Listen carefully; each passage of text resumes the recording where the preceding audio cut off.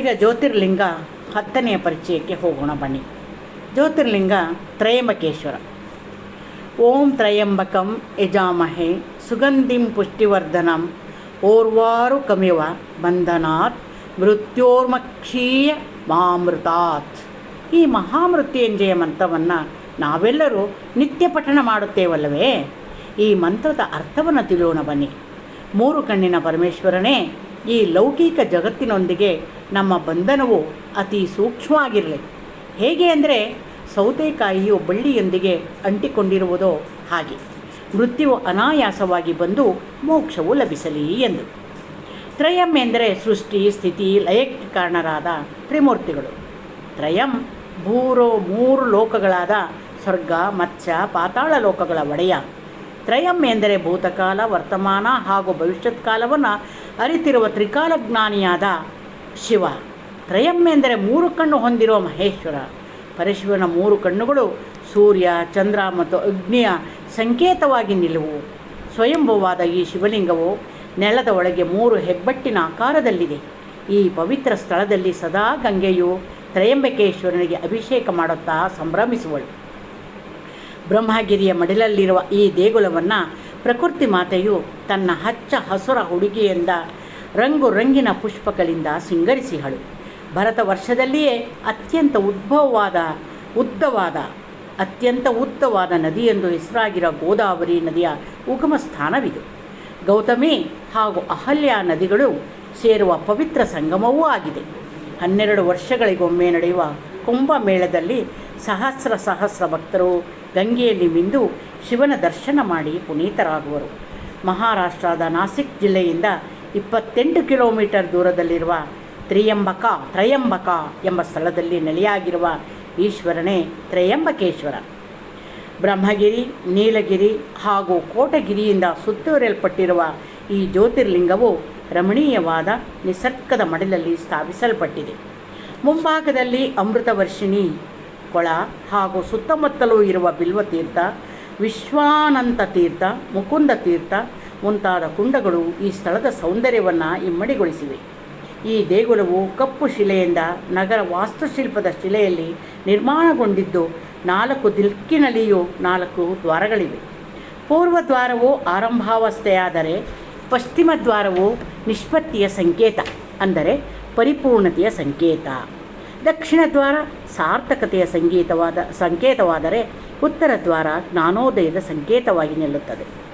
ಈ ದೇಗುಲದ ಪೌರಾಣಿಕ ಹಿನ್ನೆಲೆಯನ್ನು ತಿಳಿಯೋಣ ಬನ್ನಿ.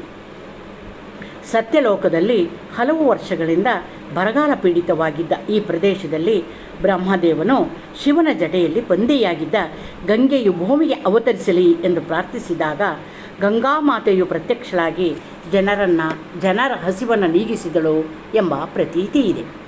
ಇನ್ನೊಂದು ಪೌರಾಣಿಕ ಕಥೆ ಹೇಳಿದಾದರೆ, ಗೌತಮ ಮಹರ್ಷಿ ತನ್ನ ಪತ್ನಿ ಅಹಲ್ಯೆಯೊಂದಿಗೆ ಬ್ರಹ್ಮಗಿರಿಯ ತಪ್ಪಲಲ್ಲಿ ಒಂದು ಆಶ್ರಮವನ್ನು ನಿರ್ಮಿಸಿಕೊಂಡು ಯಜ್ಞ ಯಾಗಾದಿಗಳನ್ನು ಮಾಡುತ್ತಾ ಶಾಂತಿಯಿಂದ ನೆಲೆಸಿದ್ದ. ಆದರೆ ಹಲವು ವರ್ಷಗಳ ಕಾಲ ಮಳೆಯಿಲ್ಲದೆ ಪ್ರಾಣಿ ಪಕ್ಷಿಗಳು, ಜನರು ನೀರಿಗಾರಿ ಹಾಹಾಕಾರ. ಗೌತಮನು ವರುಣದೇವನನ್ನು ಕುರಿತು ತಪಗೈಯುವನು. ಅವನ ಭಕ್ತಿಗೆ ಮೆಚ್ಚಿದ ವರುಣದೇವನು ಪತಿ ಪತ್ನಿಯರಿಬ್ಬರೂ ಸೇರಿ ಒಂದು ಬಾವಿಯನ್ನು ತೋಡಿರಿ, ಆ ಬಾವಿಯಲ್ಲಿ ಎಂದಿಗೂ ಜಲ ಬತ್ತದಿರುವಂತಹ ವರವನ್ನು ನೀಡುತ್ತೇನೆ ಎಂದು ಹರಸಿದನು. ಮಹರ್ಷಿ ತನ್ನ ಪತ್ನಿಯೊಂದಿಗೆ ಸೇರಿ ಒಂದು ಬಾವಿಯನ್ನು ತೋಡಿದನು. ಅಂದಿನಿಂದ ಗೌತಮರ ಆಶ್ರಮದಲ್ಲಿದ್ದ ಅಕ್ಷಯ ಬಾವಿಯಲ್ಲಿ ನೀರು ಸದಾ ಉಕ್ಕುತ್ತಿತ್ತು. ಸುತ್ತಮುತ್ತಲಿದ್ದ ಜನರೆಲ್ಲರೂ ಆ ಬಾವಿಯಿಂದ ನೀರನ್ನು ಕೊಂಡು ಹೋಗುತ್ತಿದ್ದರು. ಒಮ್ಮೆ ಋಷಿಪತ್ನಿಯರು ನೀರಿಗೆ ಬಂದಾಗ ದಲಿತ ವರ್ಗದ 2 ಮಕ್ಕಳಿಗೆ ಅಹಲ್ಯೆಯು ನೀರನ್ನು ಕೊಡಗಳಲ್ಲಿ ತುಂಬಿಸಿಕೊಡುತ್ತಿದ್ದಳು. ಇದನ್ನು ಕಂಡ ಋಷಿಪತ್ನಿಯರು ಕುಪಿತರಾಗಿ ತಮ್ಮ ಕೊಡಗಳಲ್ಲಿ ನೀರನ್ನು ತುಂಬಿಸಿಕೊಳ್ಳದೆ ಹೊರಟು ಹೋಗುವರು. ಕೆಳವರ್ಗದವರಿಗೆ ತಮ್ಮ ಆಶ್ರಮದೊಳಗೆ ಪ್ರವೇಶಿಸಲು ಅನುಮತಿ ನೀಡಿದ್ದ ಗೌತಮರಿಗೆ ಬುದ್ಧಿ ಕಲಿಸಲು ಒಂದು ತಂತ್ರ ಮಾಡಿದರು. ಬಡುಕಲಾದ ಹಸುವೊಂದನ್ನು ಗೌತಮರ ಆಶ್ರಮದೊಳಗೆ ನುಗ್ಗಿಸಿದರು. ಆ ಹಸುವು ಆಶ್ರಮದಲ್ಲಿ ಬೆಳೆದ ಪೈರನ್ನು ತಿನ್ನುತ್ತಿರುವಾಗ ಗೌತಮರು ಅದನ್ನು ಓಡಿಸಲು ಯತ್ನಿಸಿದರು. ದುರದೃಷ್ಟವಶಾತ್ ಆ ಮುದಿ ಹಸು ಅಲ್ಲಿಯೇ ಬಿದ್ದು ಮರಣ ಹೊಂದಿತು. ಆಗ ಅಲ್ಲಿಗೆ ಆಗಮಿಸಿದ ಋಷಿಗಳು ಗಾಬರಿಯಾದ ಗೌತಮ ಮುನಿಗಳನ್ನು ಕಂಡು ಗೋಹತ್ಯಾ ಪಾಪ ಮಾಡಿದವನೆಂದು ನಿಂದಿಸತೊಡಗಿದರು. ಪಾಪ ಪರಿಹಾರಕ್ಕಾಗಿ ಬ್ರಹ್ಮಗಿರಿಯ ಮೇಲೆ ಕುಳಿತು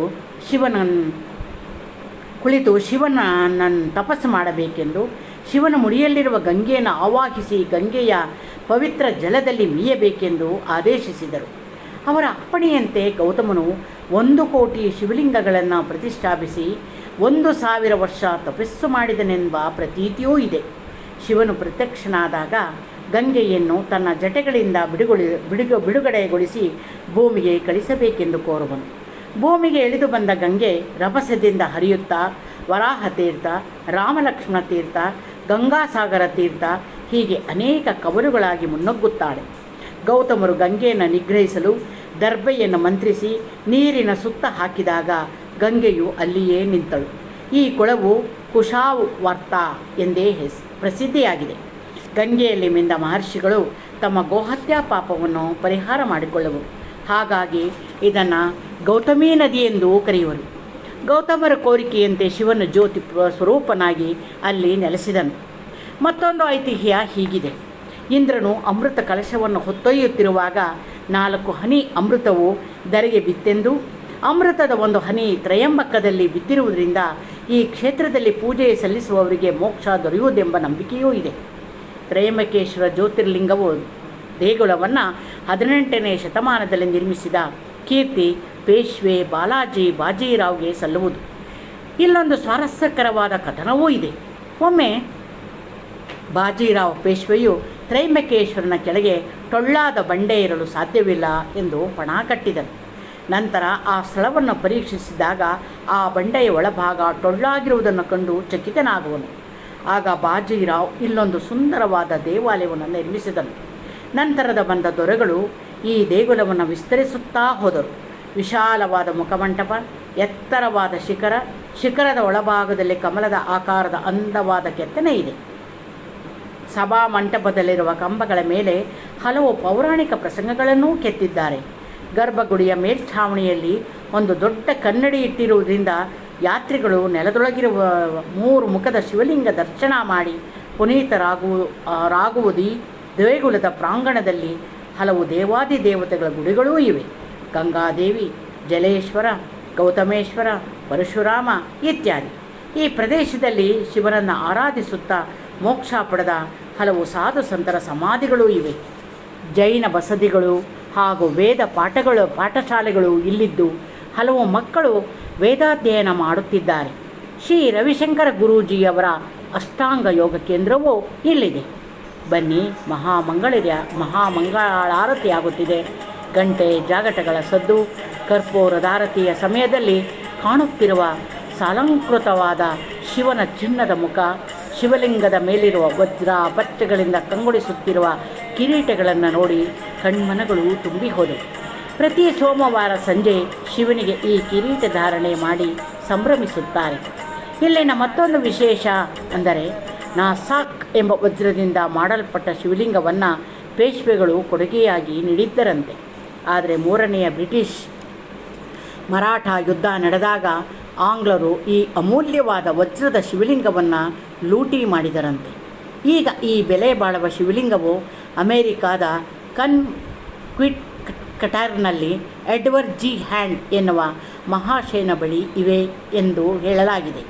ಮುಂಭಾಗದಲ್ಲಿರುವ ಕುಶಾವರ್ತ ಕುಂಡವನ್ನು ಇಂದೋರ್ ರಾಜ್ಯದ ದೊರೆ ಶ್ರೀಮಂತ್ ಸರ್ದಾರ್ ರಾವ್ ಸಾಹೇಬ್ ಕಟ್ಟಿಸಿದನು. ಈ ರಾಜ ದಂಪತಿಗಳ ಮೂರ್ತಿಗಳನ್ನು ಈ ಕುಂಡದ ಬಳಿ ನೋಡಬಹುದು. ಗೌತಮೀ ನದಿಯು ಸದಾ ಶಿವಲಿಂಗದ ಮೇಲೆ ಹರಿಯುವುದರಿಂದ ಈ ಶಿವಲಿಂಗವು ಸವಿಯುತ್ತಾ ಇದೆ. ದಾರ್ಶನಿಕರು ಹೇಳುವಂತೆ ಮಾನವೀಯ ಮೌಲ್ಯಗಳು ಪತನವಾಗುತ್ತಿರುವಂತೆ ಈ ಜ್ಯೋತಿರ್ಲಿಂಗವು ಸವಿಯುತ್ತದೆ. ಯಾತ್ರಿಗಳೇ, ಬನ್ನಿ, ಸನಾತನ ಧರ್ಮವನ್ನು ಎತ್ತಿ ಹಿಡಿಯೋಣ. ಎಲ್ಲರ ಒಳಿತಿಗಾಗಿ ಶ್ರಮಿಸೋಣ.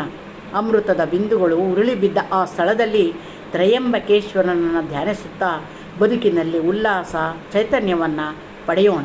ನಮಸ್ಕಾರ.